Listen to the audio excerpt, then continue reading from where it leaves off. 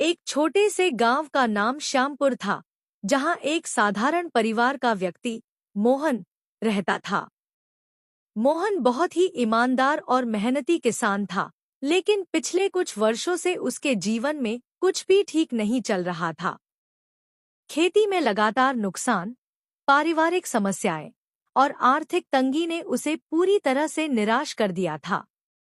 उसने अपनी मेहनत में कोई कसर नहीं छोड़ी थी, लेकिन फिर भी उसे कभी सफलता नहीं मिल रही थी। वह सोचता, क्या जीवन में कभी कोई खुशियां आएंगी? क्यों मेरे जीवन में इतनी समस्याएं हैं?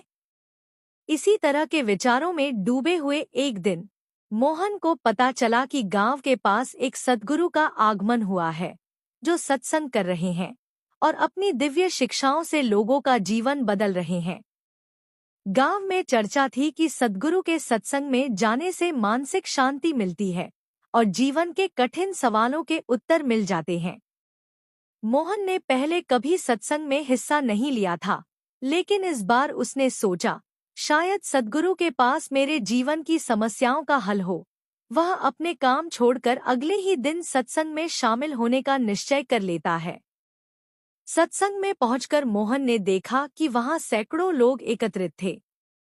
सबकी आंखों में एक चमक थी, एक उम्मीद की किरण।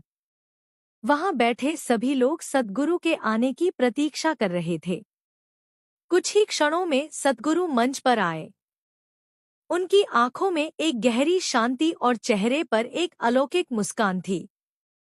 उनके आते ही पूरे वातावरण में जैसे एक सकारात्मक ऊर्जा फैल गई। लोग पूरी श्रद्धा से उनका स्वागत कर रहे थे। सद्गुरु ने अपने वचनों की शुरुआत इस बात से की कि प्रत्येक व्यक्ति के जीवन में दुख और सुख दोनों का अपना महत्व है। दुख हमें सिखाते हैं कि हम अपने भीतर झांकें, अपनी कमजोरियों को समझें और अपने आत्मविश्वास को बढ़ाएं।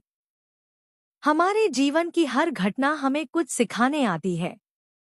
मोहन ने बड़े ध्यान से सद्गुरु के वचनों को सुना।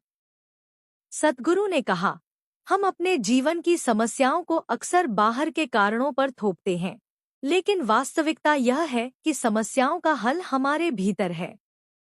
जब हम खुद को बदलने का प्रयास करते हैं, तो धीरे धीरे हमारे बाहर की दुनिया भी बदलने लगती है। अगर हम खुद को, अपने विचारों को, अपने दृष्टिकोण को बदल लें, तो परिस्थितियां भी हमारे अनुकूल होने लगती हैं।